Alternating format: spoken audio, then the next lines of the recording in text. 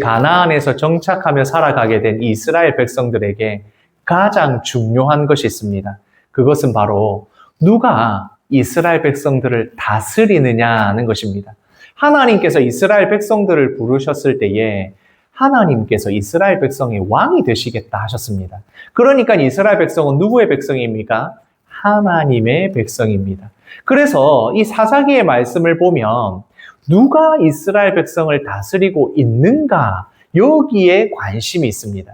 그러니까 사사기 말씀에서 누가 하나님의 백성이고 하나님을 왕으로 모시고 살아가느냐, 그리고 하나님을 왕으로 모시지 않고 살아가면 어떻게 되느냐, 이것을 사사기 말씀에서 우리에게 보여주고, 그래서 말씀에서 나왔던 여러 사사들을 통하여서 진짜 하나님을 왕으로 모시고 살아가느냐, 이것을 볼 수가 있습니다.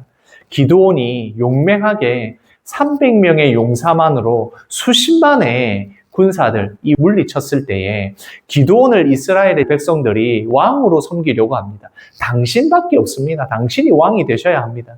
그랬을 때 기드온이 어떻게 했습니까? 나는 왕이 될 수 없어. 이 이스라엘은 하나님이 왕이십니다. 이렇게 이야기를 해놓고는 어떻게 했습니까?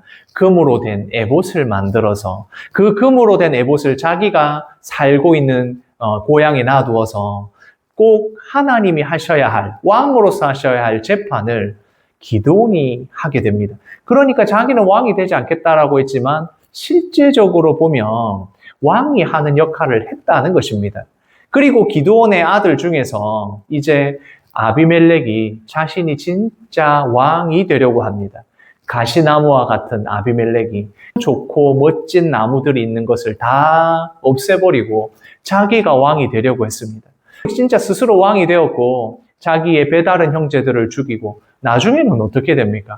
이스라엘 안에서 지파들 사이에서 내전이 일어나서 수많은 사람들이 피를 흘리는 바로 그런 일들이 일어나게 됩니다. 아비멜렉 이후에는 또 어땠습니까? 물론 하나님의 말씀대로 전쟁에서 승리한 위대한 사사로 볼 수 있는 입다이지만 이미 이스라엘 안에 들어와 있는 우상이 얼마나 심했든지 사사조차도 우상을 섬기는 것처럼 하나님을 섬겨서 분명 하나님이 승리를 주신다고 약속을 하셨는데 자기 마음대로 서원하고 그 서원한 것 때문에 자기의 가장 사랑하는 딸을 잃게 되는 이것을 우리가 보게 됩니다. 하나님을 왕으로 모시지 않고 마음대로 자기의 소견에 오른 대로 자기 생각대로 살아갈 때 어떤 일이 일어나는지를 우리가 사사기를 통해서 알 수 있는 것입니다. 이렇게 입다 이후에 사사가 나오게 되는데 그 사사들은 굉장히 짧게 기록이 되어 있습니다. 사사 입산을 보면 그 입산에 대해서 되게 짧게 이야기하고 있는 부분이 있는데 그 중에 중요한 부분들을 보면 그가 딸을 밖으로 시집을 보냈고 또 아들들을 위해서는 밖에 있는 여자들을 데려왔다라고 되어 있습니다.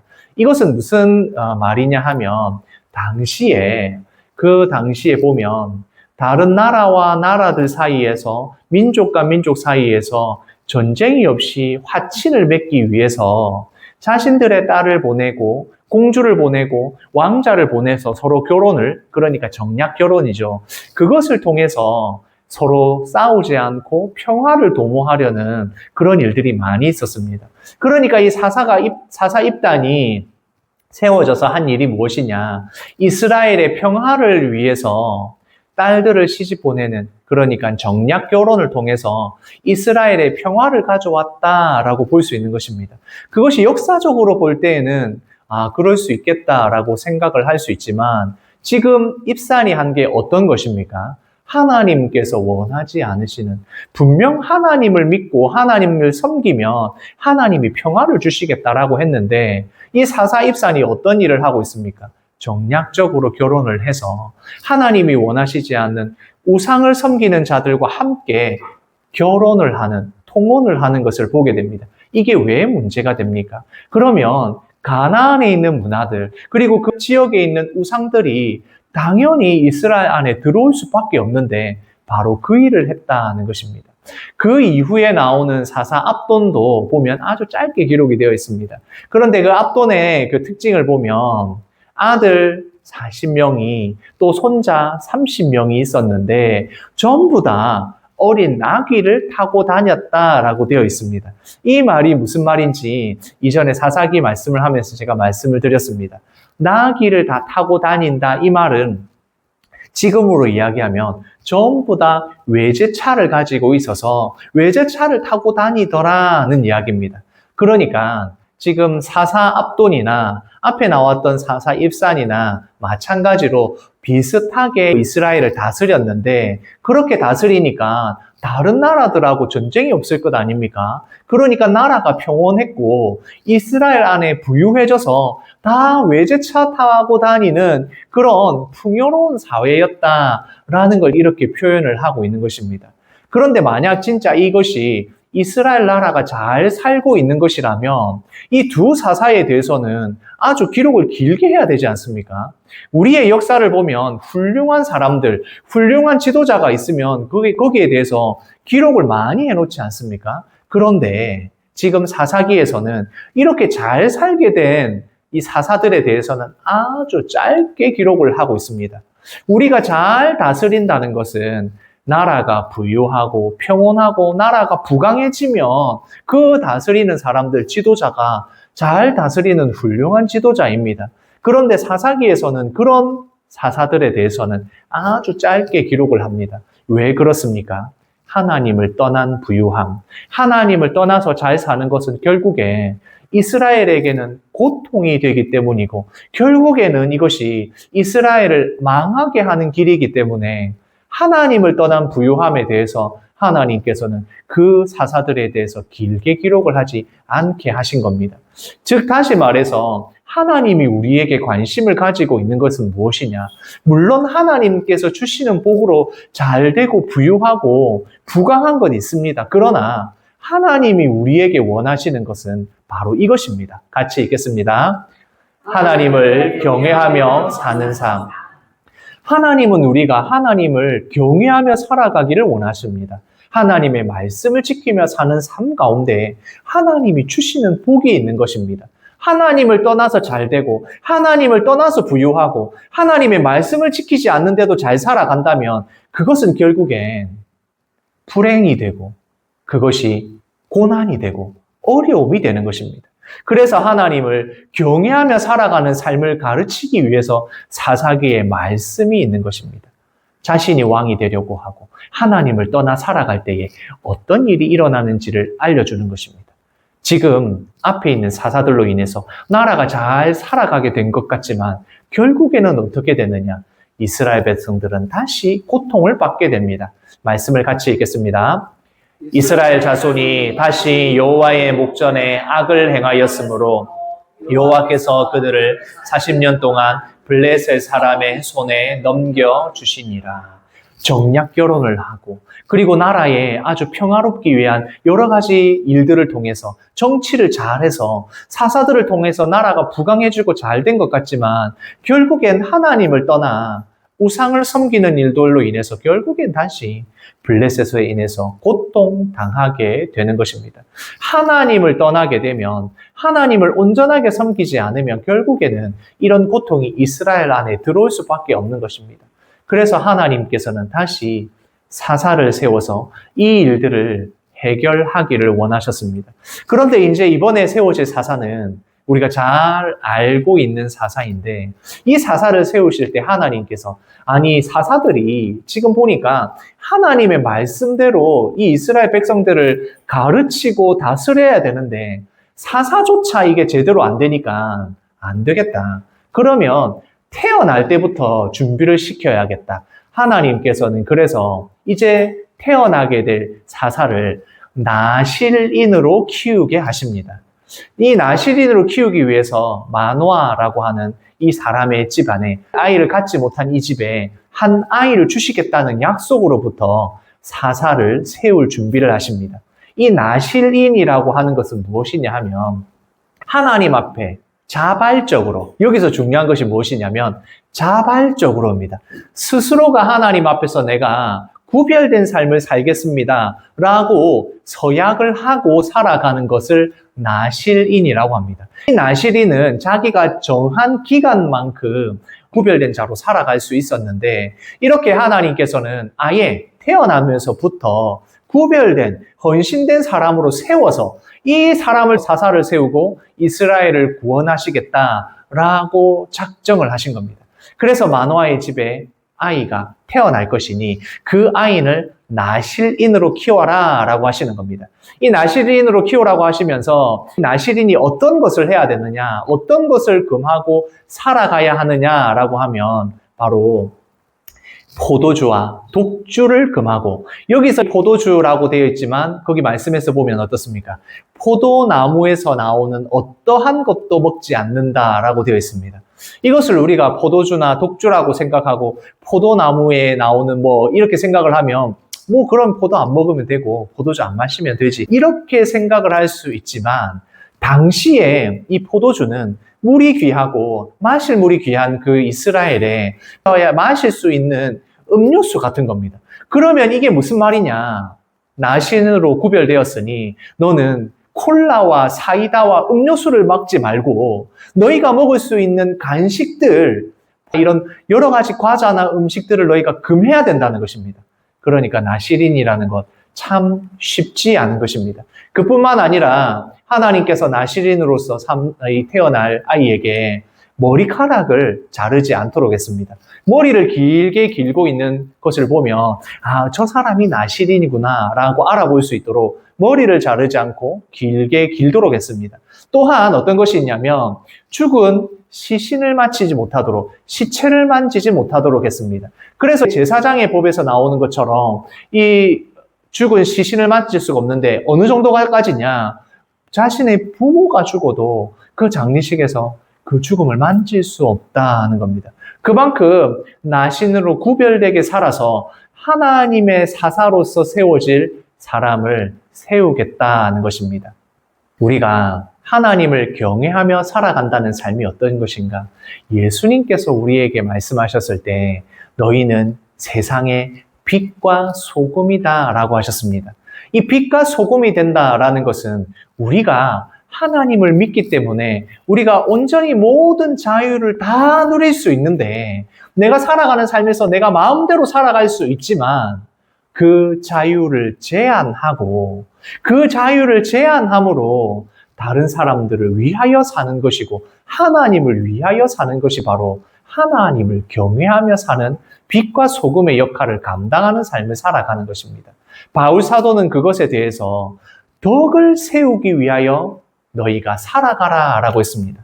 그런 것은 나 자신을 위해서, 나 자신만을 위해서 살아가는 삶이 아니라 내 이웃과 모든 사람들과 함께 살아갈 때 내가 할 수 있지만, 내가 마음대로 할 수 있지만 나의 자유를 제한하고 제한해서 다른 사람들을 함께 세워져 가는, 그것이 바로 빛과 소금의 역할을 감당하는 것입니다. 바로 나실인으로 살아간다는 것은 이러한 삶을 살아가는 것이고, 또한 하나님께서 세우는 사사에게 요구하시는 것이기도 한 것입니다. 그래서 태어나면서부터 아예 구별된 삶을 살아서 마노아의 집에서 태어난 아이가 하나님의 사사로서 세워져서 그 일을 감당하도록 하셨다는 겁니다. 워낙 우상의 문화가 심하니까 사사로 세워놔도 꼭 우상을 섬기는 것처럼 자기의 소견에 오는 대로 하나님을 섬긴다고 하니까 아예 처음부터 하나님을 경외하며 살아갈 수 있도록, 소금과 빛의 역할을 감당하도록, 구별된 삶을 살아가도록 태어나면서부터 준비하셨다는 겁니다. 그렇게 아이가 태어나자 이제 그 아이를 사사로서의 역할을 감당하는 나실인으로 키우기 시작합니다. 말씀을 같이 읽겠습니다. 그 여인이 아들을 낳음에 그의 이름을 삼손이라 하니라. 그 아이가 자라매 여호와께서 그에게 복을 주시더니. 그래서 태어난 아이의 이름이 뭐였다고요? 삼손이라고 하는. 저는 어릴 때 성경을 읽으면서 이 부분이 정말 재미있었습니다. 삼손이라는 대단한 사람, 그 엄청나게 힘세고 능력 있는 그 삼손이 이제 태어나게 되는 것입니다. 그런데 하나님께서 삼손에게 복을 주셨다라고 했는데 그 복이 무엇일까? 여기에서 이 복이 무엇인가? 그 뒤에 말씀을 보면 하나님이 주신 복이 무엇인지를 알게 됩니다. 같이 읽겠습니다. 여호와의 영이 그를 움직이기 시작하다. 여호와의 영이 그를 움직이기 시작했다. 하나님께서 삼손을 들어서 사용하셨다는 표현이고, 다시 말해서 이스라엘을 구원하실 능력을 삼손에게 주셨다라는 것입니다. 하나님이 주시는 복이 무엇입니까? 하나님의 사명을 감당하고 하나님이 주시는 일을 할 수 있게 능력을 주신다는 겁니다. 바로 삼손에게 그러한 능력을 주셨다는 겁니다. 그렇게 하나님의 영이 임하여서 삼손이 감당하는 그 일을 보면, 어이? 나실인인데 삼손이 하나님의 영에 힘입어서 하는 일이 이것이라고? 이런 생각이 드는 일들이 계속해서 일어나게 됩니다. 같이 읽겠습니다. 삼손이 딥나에게 내려가서 거기서 블레셋 사람들의 딸들 중에서 한 여자를 보고 올라와서 하나님의 영을 힘입어서 이제 블레셋을 물리치는 일을 해야 되는데, 태어나면서부터 나실린으로 세워진 하나님의 구별된 사람이 바로 이 삼손인데, 그 처음 하는 일이 무엇이냐? 딥나로 내려가서 블레셋 자신들을 침략한 그 블레셋에 가서 한 여인을 보고는 반해서 내가 이 여인과 결혼을 해야겠다라고 마음을 먹고 자기 아버지 마노아에게서 블레셋에 갔더니 너무 예쁜 여자가 있더라. 나 이 여자와 결혼해야겠습니다. 이렇게 했다는 겁니다. 나실인인데, 하나님의 구별된 사람인데 제일 먼저 하는 게 뭐라고요? 블레셋의 여인과 결혼하겠다는 것입니다. 아니, 나실인이 삼손이 하는 일을 보면 진짜 구별된 하나님의 사사인가? 이런 생각이 드는 일들이 많이 일어납니다. 성경을 읽어보면 참 재밌기는 한데 그 내용들이 참 심각한 내용들이 많습니다. 딥나에 있는 여인과 결혼하는 것. 그렇게 결혼을 하니까 결혼 잔치를, 연회를 베풀어야 되지 않겠습니까? 그러면 어떻게 됩니까? 이 결혼식에서 포도주나 독주를 마셔야 되는 일이 일어나지 않겠습니까? 그런데 그것을 삼손이 결혼 연회를 베풀게 됩니다. 그리고 이게 딥나의 여인과 결혼했다. 물론 나실인으로서의 법을 어긴 것은 아니지만 그 이전에 하나님이 주신 말씀대로 하나님의 백성에게 주신 것이 무엇입니까? 우상을 섬기지 말라는 거. 그런데 지금 이방의 여인과 결혼한다는 건 어떤 의미입니까?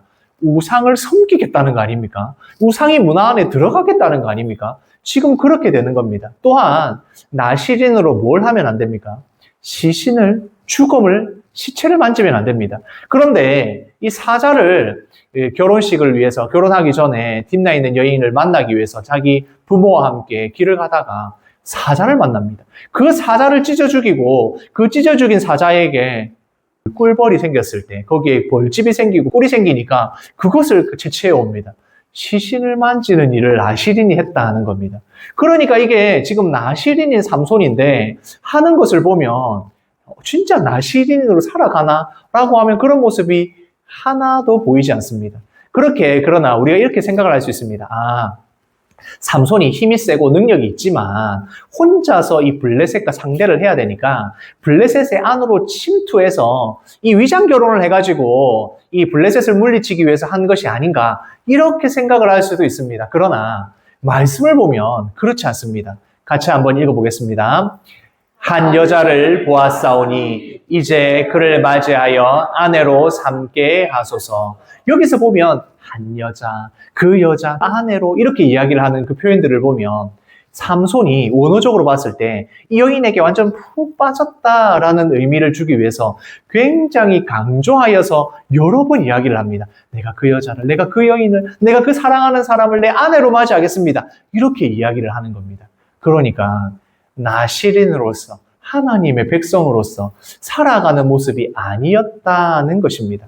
물론 이 사자를, 그것도 야생의 사자를 사람이 싸워서 이길 수 있다는 건 정말 하나님께서 함께 하셔야 가능한 일입니다.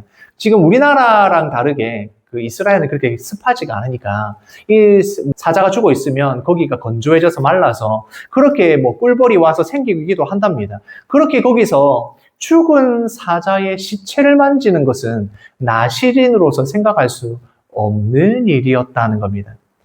여호와 하나님께서 그 여호와의 영이 이 삼손과 함께 하셨던 일들이 있는데 그 여호와의 영이 함께 하신 일과 동시에 또한 함께 삼손이 자기 마음대로 자기 소견에 오른 대로 한 일들이 함께 기록이 되어 있습니다. 맨손으로 사자를 죽이는 일 쉽지 않습니다. 나귀의 특별로 수천 명을 상대하는 일, 그것은 하나님의 영이 함께 하여야 가능합니다. 가사에 그 성문을 빼어서 들고 산으로 올라가는 그 일도 하나님의 영이 함께 하셔서 가능했습니다. 그러나 동시에 삼손이 한 그 많은 실수들은 삼손이 하나님의 영이 함께함에도 불구하고 자기 소견에 옳은 대로 한 일들을 보게 됩니다. 결국에는 머리가 밀리게 되고 이 머리카락을 밀리며 힘이 빠져서 그래서 블레셋의 노예가 되는 그 일들이 일어나게 되는 것입니다. 우리가 그런 오해를 하기 쉽습니다. 하나님이 함께 하시고 성령이 충만하면 성령님이 함께 하시면 그것이 우리에게 100% 일어나서 나는 무조건 실수하지 않고 범죄하지 않고 하나님의 뜻대로 그 일들을 감당하는 능력 있는 한 곳만 바라보는 주의 사람이 될 것처럼 착각하기 쉽습니다. 그러나 하나님이 함께 하시는 사람이라 할지라도 성령님께서 함께하고 역사하시는 사람이라 할지라도 언제든지 넘어지고 언제든지 무너질 수 있다는 것입니다. 그래서 바울 사도가 한 말이 있습니다. 같이 읽겠습니다. 내 자신이 마음으로는 하나님의 법을 육신으로는 죄의 법을 섬기노라. 하나님의 영에 충만하여서 전 세계에 주의 복음을 전하는 일을 감당하였던 사람, 그 사도 바울이 나는 진짜 하나님의 말씀대로 살아가고 싶지만 내 육신은 계속해서 죄의 법을 섬기려고 한다. 이게 바로 바울의 고백입니다. 성령님이 함께 하시고 하나님이 함께 하시면 내가 죄를 짓지 않고 범죄하지 않고 살아갈 것 같지만 그렇지 않다는 것입니다. 그래서 바울 사도가 성도들에게 권한 말씀이 바로 이것입니다. 믿음의 선한 싸움을 싸우라는 것입니다. 믿음의 선한 싸움이 일어날 수밖에 없다는 것입니다. 내 자신 안에서 하나님의 말씀대로 살아가려고 하는 성령 충만한 나의 마음이 있지만 동시에 내 마음대로 살아가려는 육신이 있기 때문에 선한 싸움을 싸울 수밖에 없다. 그래서 날마다 나를 쳐서 복종시켜야 되는 그 일이 일어난다는 것입니다. 삼손을 보면 우리가 알 수 있지 않습니까? 하나님의 영이 그 삼손을 움직였고 나시린으로 태어나서 나시린으로서 거룩하고 구별된 삶을 살았지만 삼손의 모습을 보면 하나님의 영에 힘입어서 그 역사되는 일과 동시에 자기의 소견대로 오는 대로 행하여 일어난 너무 많은 실수들이 그 가운데 있었다는 겁니다. 하나님의 영이 함께하는 삼손은 사자를 맨손으로 싸워 이길 정도로 강한 능력을 가진 그 어떤 사람과 비교할 수 없는 삼손의 힘과 능력이 있었습니다. 하나님이 영이 함께 하셨을 때 나귀의 특별을 주어서 3,000명과 싸워 이기는 그런 대단한 사람이 삼손이었습니다. 하나님의 영이 함께 하였을 때에 가사에 있는 이 블레셋 도시에 있는 그 가사에 있는 성문을 뜯어서 옮겨갈 정도의 하나님의 능력을 받은 사람이 삼손이었습니다. 그러나 이렇게 성령 하나님이 함께 하시는 삼손이라 할지라도 자기에게 있는 자기 소견에 오른 대로 행하는 일들을 하게 되면 결국엔 하나님이 떠나고 하나님이 떠나면 범죄할 수밖에 없고 그 힘은 약해지고 고난을 당할 수밖에 없다는 것입니다. 삼손은 그래서 어떻게 됐습니까? 나시린으로서 기르고 있던 머리카락을 잘리고 힘이 빠져서 이 블레셋에 가서 노예가 되어서 그 나귀들이 끌어야 되는 큰 맷돌을 자기가 끌어야 되는 노예 생활을 하게 되고 조롱당하는 일을 하게 됩니다. 다곤 신전에 블레셋 사람들이 다곤 신전에서 제사를 드릴 때 그곳에 가서 비웃음과 조롱을 받기 위해서 세워지는 그러한 비참한 생활을 삼손이 하게 되었다는 것입니다. 물론 끝에는 하나님께서 회개한 삼손에게 힘을 주셔서 그 다곤 신전에 무너뜨리면서 블레셋 사람들을 물리치는 일을 겪게 되지만 그러나 최후를 맞이하게 되는 것을 보게 됩니다. 결국 우리가 삼손이 너무 많은 능력과 대단한 힘을 가져서 혼자서도 이 어마어마한 일을 했지만 자기 소견에 오른 대로 했을 때 바로 이러한 일들이 일어나더라. 우리가 말씀을 통해서 알 수 있는 것입니다. 나의 소견에 오른 대로 행한다. 이게 사사기반의 문제가 아닙니다. 우리도 얼마든지 그럴 수 있습니다. 내가 믿는 자라고 해서 내가 어릴 때부터 신앙생활 했다고 해서 달라지지 않습니다. 내 소견에 오른 대로 얼마든지 할 수 있습니다. 언제요? 수시로, 언제든지, 아무 때나, 어느 순간이나 내 마음대로 살아갈 수 있습니다. 성령 하나님께서 내 안에서 탄식하는 소리를 듣지 않고, 내 안에서 역사하시는 하나님의 말씀을 듣지 않고 내 마음대로 행하게 되면 결국엔 하나님의 영이, 하나님의 성령의 충만함을 입은 그 순간들이 떠나가게 되고 결국엔 고난을 당하고 조롱을 당하고 핍박을 당하게 되는 것입니다. 하나님을 떠난 하나님의 백성, 이것은 불행하고 어렵고 힘들 수밖에 없는 것입니다. 우리는 언제든지 내 소견에 옳은 대로 행할 수 있다는 것을 알아야 합니다. 그래서 더욱더 하나님의 말씀에 나를 비추어 보고 내 중심이 진짜 어디에 있는지를 살펴야 되는 것입니다. 겉보기로는 아무렇지도 않게 꾸밀 수 있습니다. 사람들 모르게 내가 얼마든지 거룩하고 구별된 사람으로 꾸밀 수 있습니다. 그것은 사람들이 보는 것은 얼마든지 우리가 속일 수 있습니다. 그러나 나의 중심을 하나님이 보십니다. 하나님이 나의 중심을 보시기에 나는 언제든지 나의 중심이 어디에 서 있는가를 봐야 됩니다. 어떻게 행동하느냐, 어떻게 말하느냐, 그것보다 더 중요한 것이 이것입니다. 내 중심이 어디에 있느냐. 나는 정말 구별된 자로 살아가기 위하여 내가 이 중심이 여기에 서 있는가, 내가 하나님의 말씀에 서 있는가를 살펴보는 것이 무엇보다도 중요합니다. 그러면 결국엔 우리의 삶을 어떻게 살아가느냐의 중심이 바로 서 있으면 내 삶의 중심이 어디로 향하는지가 정해지고 그대로 살아가게 되면 열매를 맺게 됩니다. 내 겉모습으로는, 당장 내가 살아가는 모습으로는 알 수 없을지 모르지만 결국에는 그것이 나의 삶에, 내 신앙의 삶에 열매를 맺어지게 되고 그 열매를 보게 되면 알게 되는 것입니다. 우리 영대교회 성도님들 어떤 열매를 맺기 위해서 지금 어떤 중심을 가지고 살아가고 계십니까? 내 신앙의 중심이 어디에 있는지를 살펴보게 되면 결국엔 우리가 어떤 열매를 맺게 되는지를 알게 되는 것입니다. 열매를 잘 맺어야 하는 것입니다. 하나님이 우리에게 어떤 것을 원하시겠습니까? 하나님이 우리에게 어떤 복을 주시기를 원하시겠습니까? 하나님은 우리가 잘 살아가고 부자가 되고 부유하고 그런 것보다 더 앞서는 것이 있습니다. 하나님을 경외하며 살아가는 것을 우리에게 원하시는 것입니다. 같이 읽겠습니다.